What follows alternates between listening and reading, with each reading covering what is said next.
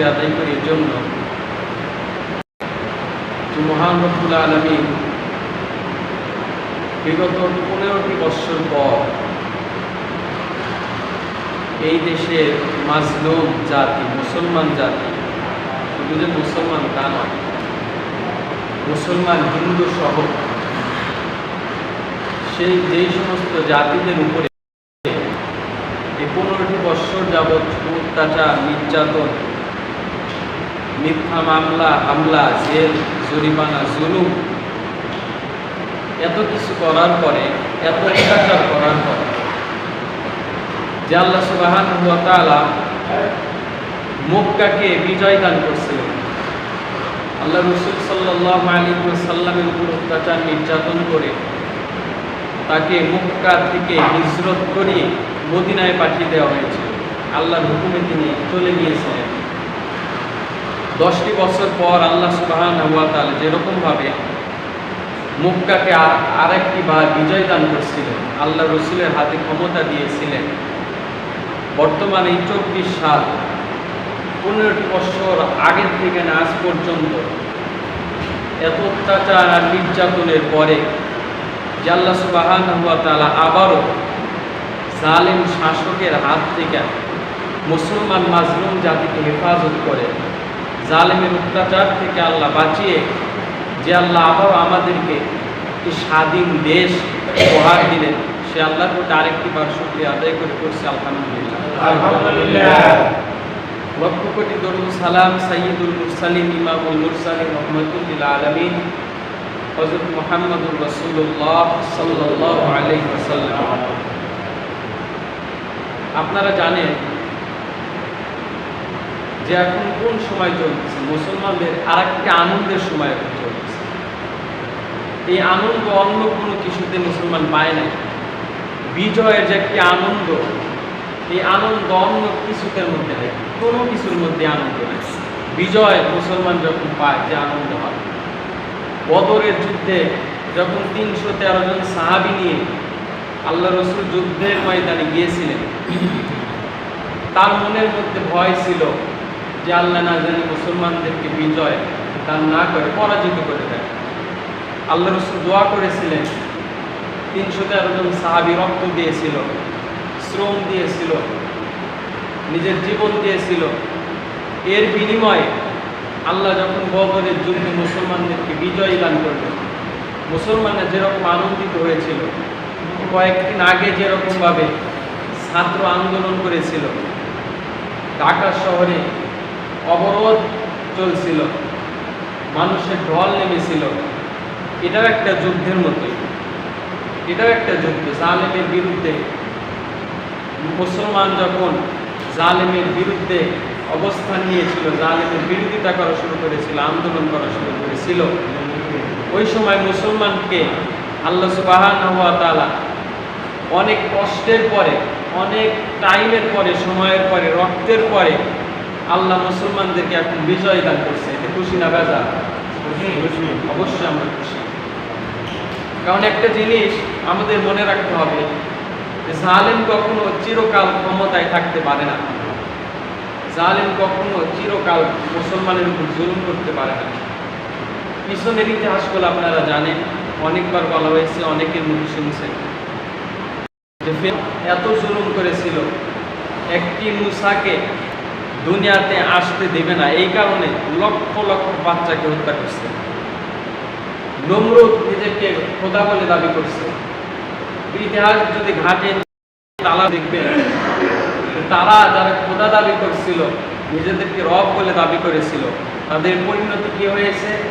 একটার পরিণতি লোহিত সাগরের মধ্যে আরেকজনকে ন্যাংরা মশা দিয়ে আল্লাহ সাইজ করছে। আরেকজন টাকার বড়াই করছিল, অহংকার করছিল কারণ, এই কারণকে আল্লাহ সম্পদ সহ জমিনের মধ্যে ডাবায়া দিছে। বর্তমানেও এক শ্রেণীর ফেরাউন ছিল, এখনো আছে, এক শ্রেণীর নমরুদ আছে, এক শ্রেণীর কারণ আছে। যে কারণগুলো যখন আল্লাহ গজব দিয়েছিল, ফেরাউন বলছিল যে আমরা করোনার চাইতেও শক্তিশালী। এখন যদি একটু টর্চ লাইট দিয়ে তালাশ করে দেখেন পুরা পৃথিবীতে, পূর্ব থেকে পশ্চিম পৃথিবীতে একটু তালাশ করে দেখেন, পৃথিবী না বাংলাদেশের মধ্যে একটু তালাশ করে দেখেন, যেই লোকটা এই কথা বলছিল, যে আমরা করোনার চাইতে শক্তিশালী, আমরা করোনার বিরুদ্ধে মোকাবেলা করব, মুসলমানদের বিরুদ্ধে খেলা হবে, এই স্লোগান যে ব্যক্তি দিয়েছিল, দেখেন তো ওই ব্যক্তিকে আর খুঁজে পাওয়া যায় না, বাংলাদেশে কিন্তু নাই। যারাই বড় বড় কথা বলছিল তাদেরকে আপনি আর খুঁজে পাবেন না, তারা নাই আর। কারণ জালেমের হাতে যখন ক্ষমতা থাকে জালেম তখন বড়াই করে, কিন্তু যখন ক্ষমতা চলে যায় জালেম মরার ভয়ে, মৃত্যুর ভয়ে, জনগণের লাঠি পিটা জুতা পিটা খাওয়ার ভয়ে দেশ থেকে পলায়ন করে। তো আমরা এই দৃষ্টান্তগুলো দেখছি। তো যাই হোক, আল্লাহর কাছে হাজার শুকর যে আল্লাহ শত শহীদের বিনিময়ে যদি একটু পরেও হয় আমরা ধৈর্য ধরেছিলাম, আল্লাহ আমাদের ধৈর্যের বিনিময়ে আবার আমাদেরকে একটা স্বাধীন দেশ উপহার দিয়েছে। এই জন্য আল্লাহর কাছে হাজার হাজার শুকরিয়া, আলহামদুলিল্লাহ। আমি আপনাদের সামনে পবিত্র কোরআনুল কারীম থেকে একটি আয়াতে কারিমা তেলাওয়াত করছি, ছোট্ট একটি আয়াত, যেটাতে আল্লাহ সুবহানাহু ওয়া তাআলা বলছেন কদ আফলাহা মান তাযাক্কা, কদ হয়েছে, আফলাহা মান তাযাক্কা সফল ওই ব্যক্তি হয়ে গিয়েছে যেই ব্যক্তি নিজের আত্মাকে পরিশুদ্ধি করতে পারছে। এই বিষয়গুলো একটু মনোযোগ সহকারে শুনতে হবে। যে ব্যক্তি নিজের আত্মাকে পরিশুদ্ধি করতে পারছে, যে ব্যক্তি নিজের আত্মা থেকে লোভ, লালসা, অহংকার, দাম্ভিকতা দূর করতে পারছে, এক কথায় বলতে গেলে যেই লোকটা নিজের আত্মাকে পরিশুদ্ধি করতে পারছে, পবিত্র করতে পারছে, ওই ব্যক্তিটা হচ্ছে সফল, আল্লাহ বলতেছে। এখন আসেন যে আমাদের প্রত্যেকের হৃদয়ের মধ্যেই লোভ, লালসা, অহংকার এগুলো আছে, কম বেশি সকলেরই আছে। কারো টাকার অহংকার, কারো জ্ঞানের অহংকার, কারো শক্তির অহংকার, কারো ক্ষমতার অহংকার, এরকম ভাবে অনেকের অনেক রকম অহংকার আছে। আজকে আমরা জানবো যে এই অহংকার, নিজের আত্মাকে যে পরিশুদ্ধি করব, পবিত্র করব, এটা কিভাবে করব, কোন নিয়মে করব, কি করলে নিজের আত্মা পরিশুদ্ধি হবে, কি করলে অহংকার মুক্ত হতে পারবো। আজকে এই বিষয়টা নিয়েই আপনাদের সামনে আমি 10টা পয়েন্ট নিয়ে আলোচনা করব ইনশাআল্লাহ। তো আশা থাকবে যে মনোযোগ সহকারে শুনতে হবে এবং বুঝতে হবে যে এই কাজগুলো যদি করতে পারি তাহলে ইনশাআল্লাহ আল্লাহ যদি চায় আমার এই হৃদয়টা, আমার এই দিলটা, আমার এই কলবটা পবিত্র হবে, আত্মশুদ্ধি আমরা করতে পারবো। যদি আত্মশুদ্ধি করতে পারি, পবিত্র করতে পারি, তো কোরআনের ভাষায় আল্লাহ বলছেন কদ আফলাহা মান তাযাক্কা, যে ব্যক্তি নিজের আত্মাকে পরিশুদ্ধি করতে পারছে ওই ব্যক্তিটা হয়েছে সফল। আমরা সকলে কি সফল হতে চাই? কি বলেন? প্রত্যেকে আমরা সফল হতে চাই। সফল হওয়ার জন্য আমরা দৌড়াদৌড়ি করি, ছুটি, সফল হওয়ার জন্য আমরা অনেক রকম কাজ করি। তো যদি প্রকৃতপক্ষে সফল হতে চান, এই সফলটা যদি আপনি হতে পারেন, দুনিয়াতেও সম্মান, আখিরাতেও সম্মান। আমরা দুনিয়ার সম্মানের জন্য শুধু করি, ওই সফলের পিছনে ছুটি। দুনিয়ার সম্মান পাইতে হলে টাকা লাগবে, আমরা এই টাকার সফলতার পিছনে ছুটি। কিন্তু যদি এই কাজগুলো করতে পারেন, দুনিয়াতে আপনি যদি সম্মান পাবেন, অবশ্যই পাবেন, কিন্তু টাকা পয়সা যদি নাও থাকে, আখিরাতে কিয়ামতের দিন যদি আপনি একটি পরিশুদ্ধ অন্তর নিয়ে, পবিত্র অন্তর নিয়ে আল্লাহর সামনে উঠতে পারেন, আল্লাহ যদি চায় এই পরিশুদ্ধি, পবিত্র অন্তরের বিনিময়ে আপনাকে আল্লাহ 10 আসমান 10 জমিন সমান একটি জান্নাত দেবে। তো আমরা আজকে জানবো এই আত্মাকে পরিশুদ্ধি আমরা কিভাবে করবো। 1 নাম্বার, আত্মাকে পরিশুদ্ধি করার জন্য আল্লাহর হক যথারীতি পালন করতে হবে। বিষয়গুলো মনে রাখবেন। 1 নাম্বার, আল্লাহর হক যথারীতি পালন করতে হবে। 100-র মধ্যে 100% আপনাকে পালন করতে হবে। যদি পালন নাও করতে পারেন, চেষ্টা করতে হবে, কিন্তু বিরোধিতা করা যাবে না।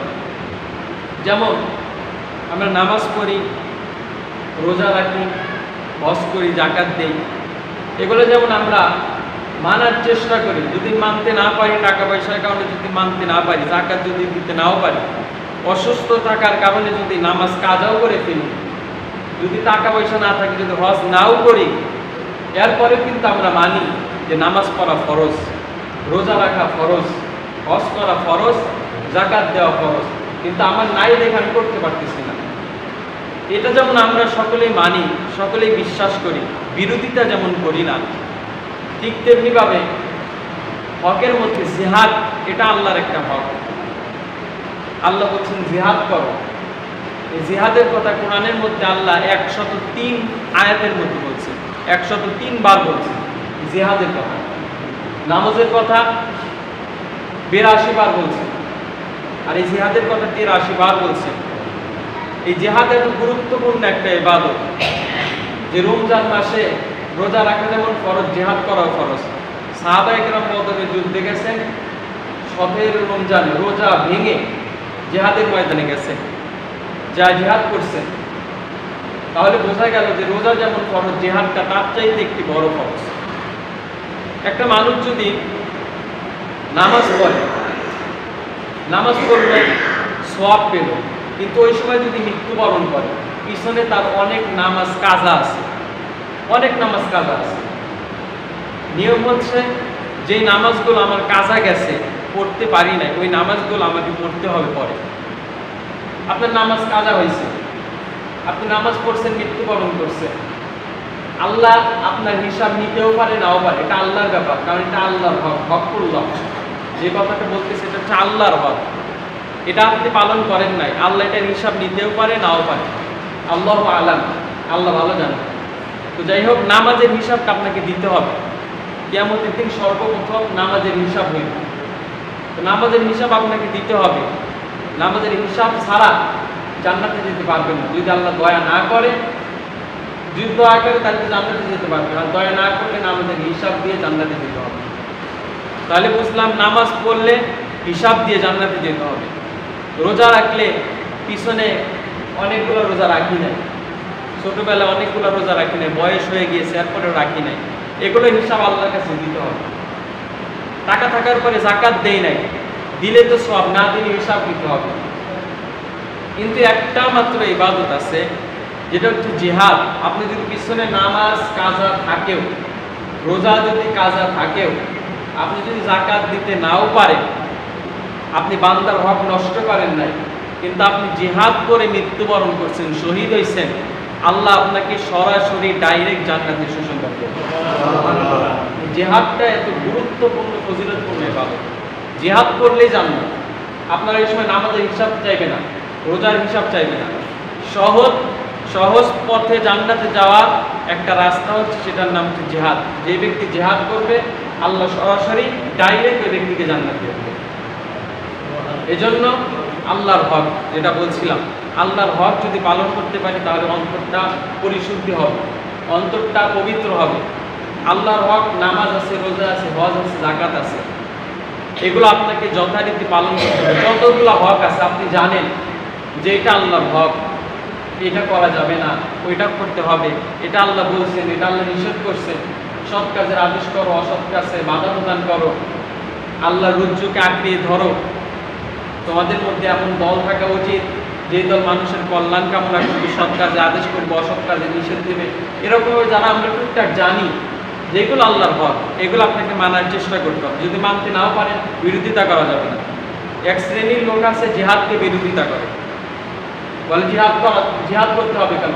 নামাজ পড়বো, রোজা রাখবো, মসজিদের মধ্যে তসবিহ টিপবো, মসজিদের মধ্যে সামরাত হয়ে নামাজ আদায় করবো, তাহাজ্জুদ করবো, জিহাদ লাগবে কেন? জিহাদ ছাড়াই জান্নাতে যাবে। জান্নাত অত সহজ নয়, জান্নাত অত সহজ নয়। একজন সাহাবী বিয়ে করছে, বিয়ে করার পরে বাসর রাত, সেই সাহাবী বাসর রাতের মধ্যে ঢুকছে। হানজালা রাদিয়াল্লাহু তাআলা ঘরের মধ্যে ঢুকছে, এমন সময় কানের মধ্যে আওয়াজ আসছে যে আল্লাহর রাসূলের উপর কাফের মুশরিকরা আক্রমণ করতেছে, কে কোথায় আসো, তাড়াতাড়ি জিহাদের জন্য প্রস্তুত হও। তো হানজালা তিনি ঘরের মধ্যে থেকে বের হয়ে আসছে, বের হয়ে আল্লাহর রাসূলের কাছে আসছে। আসার পর বলতেছে, ইয়া রাসূলুল্লাহ, আমি জিহাদে যেতে চাই।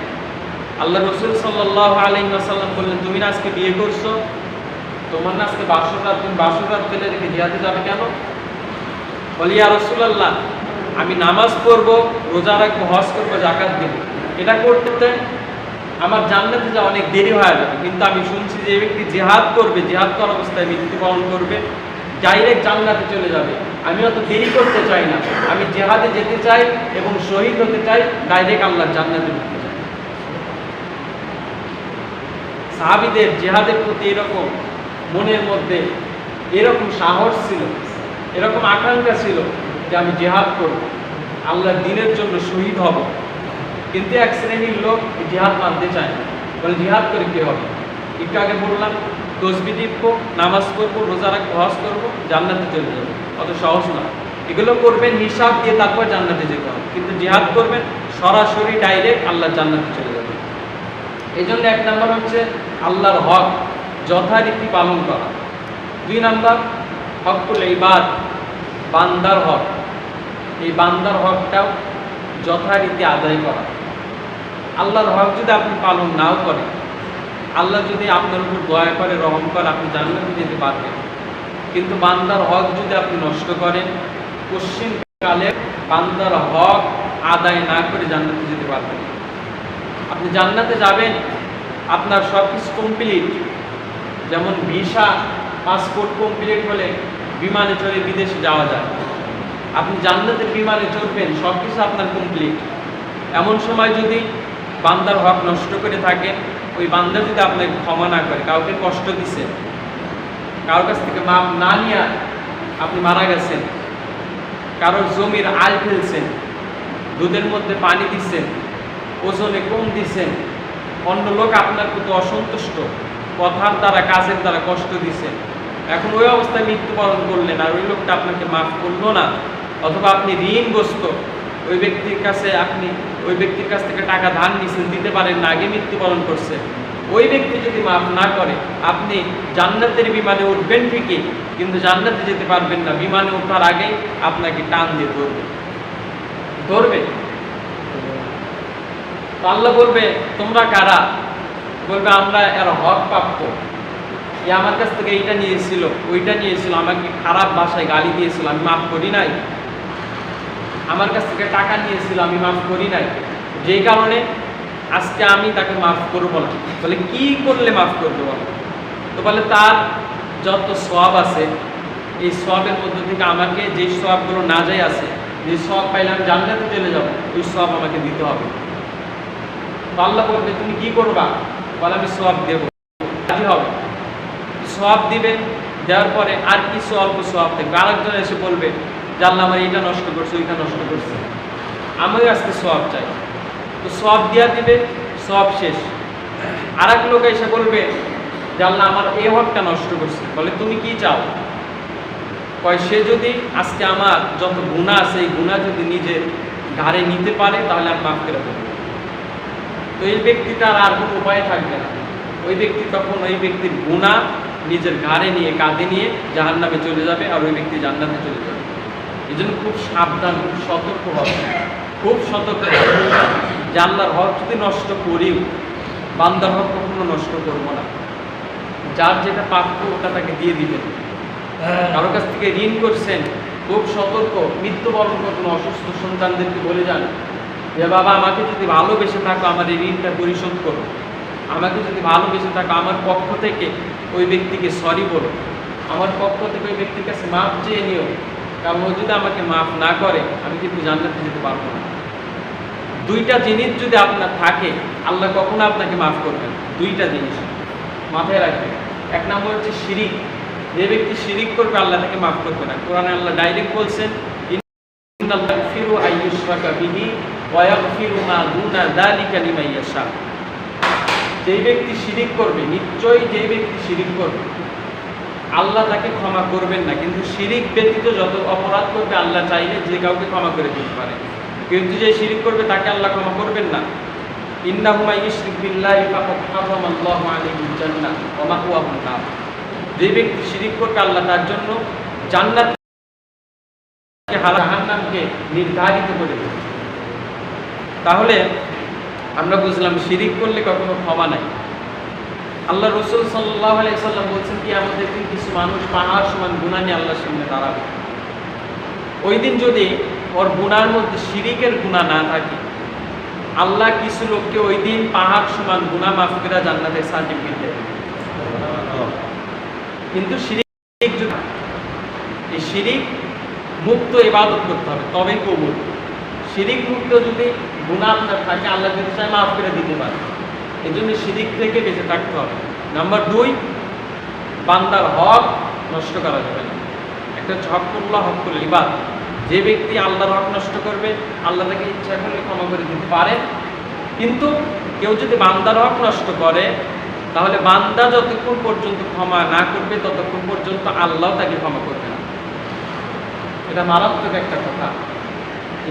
দুইটা আমাদেরকে বিরত রাখতে হবে, দুইটা কাজ থেকে বেঁচে থাকতে হবে। একটা হচ্ছে বান্দার হক নষ্ট করবো না, 2 নাম্বার শিরিক করবো না। আল্লাহ আমাদেরকে তৌফিক দান করবে। 3 নাম্বার, নবীজিকে ভালোবাসতে হবে। যদি নবীজিকে ভালোবাসতে পারি, নিজের হৃদয়ের চাইতে, নিজের চাইতে যদি নবীকে ভালোবাসতে পারি, তবে আমাদের হৃদয়টা পবিত্র হবে, আমাদের আত্মা পরিশুদ্ধি পাবে। যদি পায় তো আল্লাহ বলছেন কদ আফলাহা মান তাযাক্কা, যারা নিজের আত্মাকে পবিত্র করতে পারছে, পরিশুদ্ধি করতে পারছে, তারা সফল। আর সফল ব্যক্তিরা জান্নাতে চলে যাবে। 3 নম্বর যে বিষয়টা বুঝলাম যে আল্লাহ রসুলকে হৃদয়ের চাইতে, নিজের চাইতে, সম্পদের চাইতে, ক্ষমতার চাইতে, সব কিছুর চাইতে ভালোবাসতে হবে। এখন তো আল্লাহ রসুল নাই, তো আল্লাহ রসুল বলছেন মান আহাব্বা সুন্নাতি ফাকাদ ওয়া মান আহাব্বানি কানা মাই ফিল জান্নাহ। যে ব্যক্তি আমার সুন্নাতকে ভালোবাসলো, যে ব্যক্তি আমার সুন্নাতকে অনুসরণ করলো, নিজের প্র্যাকটিক্যাল জীবনে আমল করলো, বাস্তবায়ন করলো, ওই ব্যক্তি যেন আমি নবীকে নিজেই ভালোবাসো, আমি নবীকে যেন ভালোবাসো, যে আমার সুন্নাতকে ভালোবাসো। আর যে ব্যক্তি আমাকে ভালোবাসলো, ওই ব্যক্তি আমার সাথেই জান্নাতে চলে যাবে। এই জন্য নবীর সুন্নাতকে যদি ভালোবাসতে পারি, তাহলে আমরা নবীকে ভালোবাসবো। নবীর সুন্নাতকে যদি অনুসরণ করতে পারি, তাহলে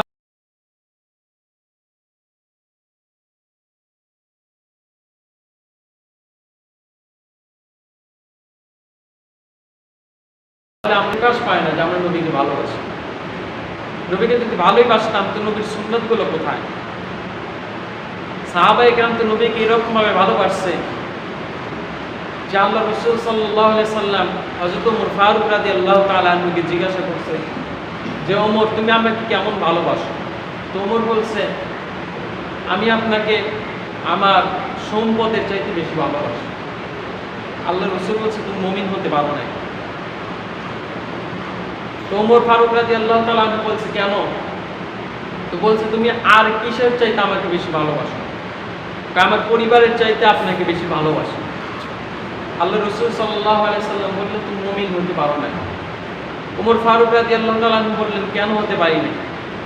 আল্লাহ রাসূল সাল্লাল্লাহু আলাইহি সাল্লাম বললেন, তুমি যতক্ষণ পর্যন্ত তুমি নিজের চাইতে আমি রাসূলকে বেশি না ভালোবাসবে, ততক্ষণ পর্যন্ত তুমি মুমিন হতে পারবে না। হযরত ওমর ফারুক রাদিয়াল্লাহু তাআলা আনহু বললেন যে আমি আমার নিজের জীবনের চাইতে, সম্পদের চাইতে, ক্ষমতার চাইতে, স্ত্রীর চাইতে, সন্তানের চাইতে, দেশের চাইতে, পরিবারের চাইতে, সকল কিছুর চাইতে আমি আপনাকে বেশি ভালোবাসি। আল্লাহ রাসূল বললেন, এইমাত্র তুমি কেবল মুমিন হলে। এত বড় একজন সাহাবী, যিনি নবীকে নিজের চাইতে যতক্ষণ পর্যন্ত ভালোবাসতে না পারছে, ততক্ষণ পর্যন্ত মুমিন হতে পারে নাই। আমরা তো অনেক দূরে। আল্লাহ রাসূল আরেকটা হাদিসের মধ্যে বলছেন, লা ইউমিনু আহাদুকুম হাত্তা আকুনা আহাব্বা ইলাইহি মিন ওয়ালিদিহি ওয়া ওয়ালাদিহি ওয়ান নাসি আজমাইন। যতক্ষণ পর্যন্ত তুমি তোমার সম্পদ, পরিবার, আত্মীয় স্বজনের চাইতে, তোমার চাইতে আমি নবীকে ভালোবেসি না বাসবে, ততপর্যন্ত তুমি মুমিন হতে পারবে না। এই জন্য 3 নাম্বার যে কাজটি করতে হবে, আমাদেরকে আল্লাহ রসুলকে ভালোবাসতে হবে, নিজের জীবনের চাইতে, সম্পদের চাইতে, সকল কিছুর চাইতে আল্লাহ রসুলকে আমাদের বেশি ভালোবাসতে হবে।